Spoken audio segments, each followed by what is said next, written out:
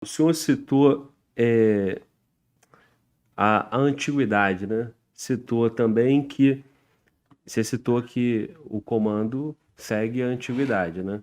Mas o senhor também citou que o PT fez uma autocrítica dizendo que o erro do partido foi não ter entrado nas Forças Armadas.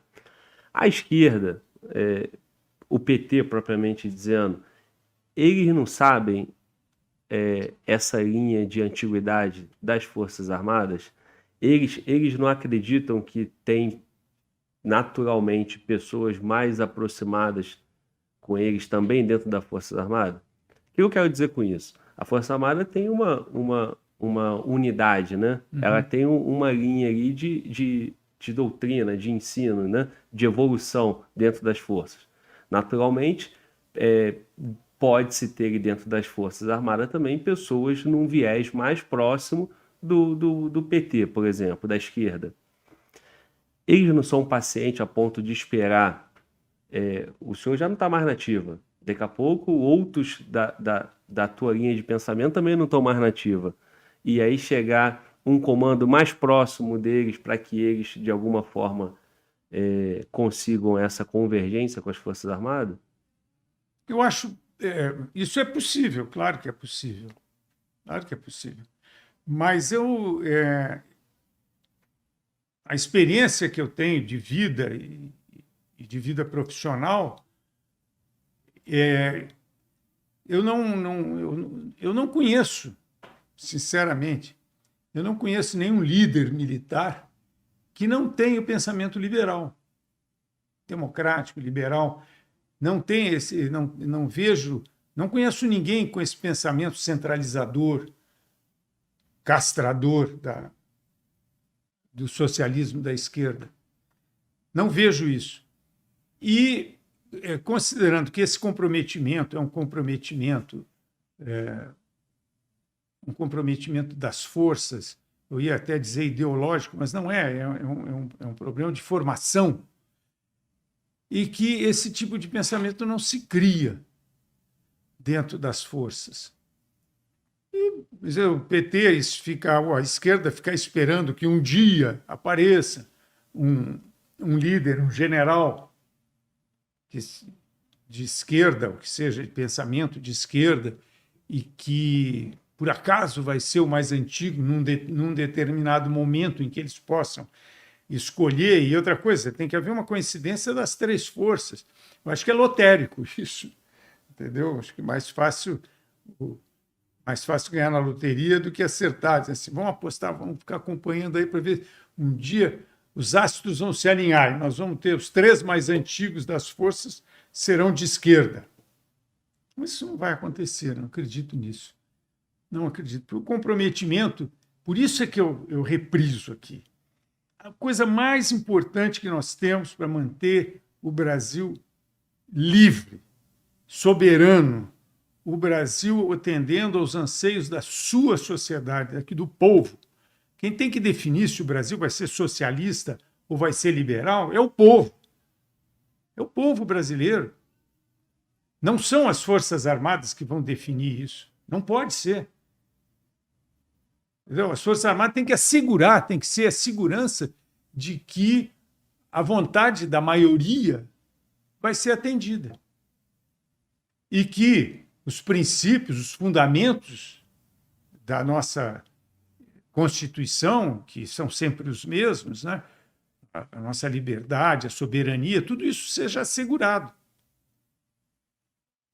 E conhecer, acho que também é importante que as Forças Armadas se manifestem nesse sentido como instituições, para que o povo conheça, saiba o que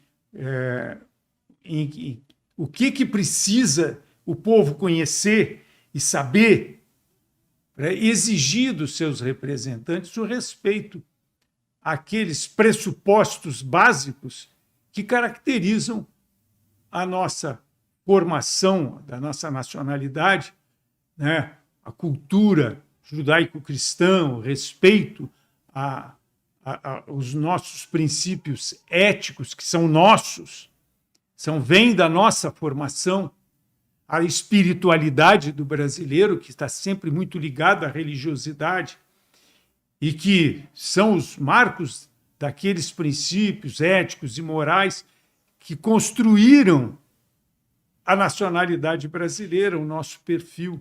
Tudo isso tem que ser respeitado. E as Forças Armadas conhecem isso muito bem. Conhecem bem, praticam isso, preservam e valorizam. É isso que tem que. Por isso as Forças Armadas têm que estar alheias à política, sem se afastar dela. Eu tenho que saber tudo o que está acontecendo no Brasil para saber quem está se desviando do nosso perfil nacional. Por estar atento para que as coisas não aconteçam ao arrepio do interesse do povo brasileiro.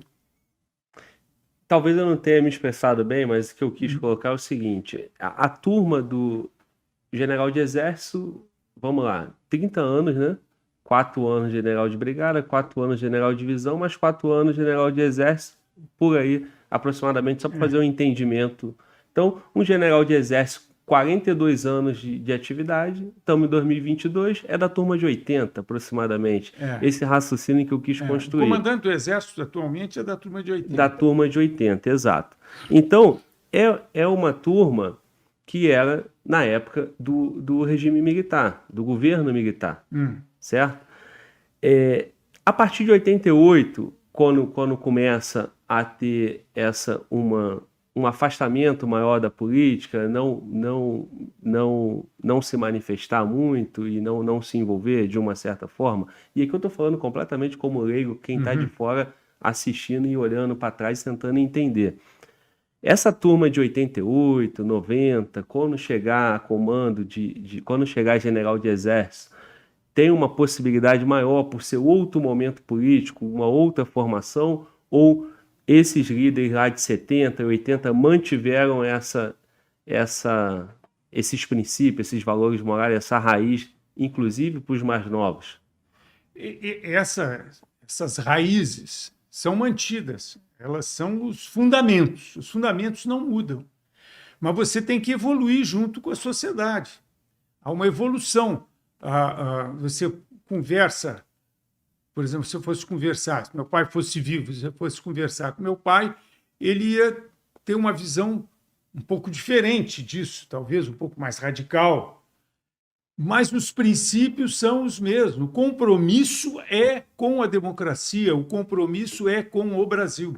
Isso não muda. Muda é a forma de você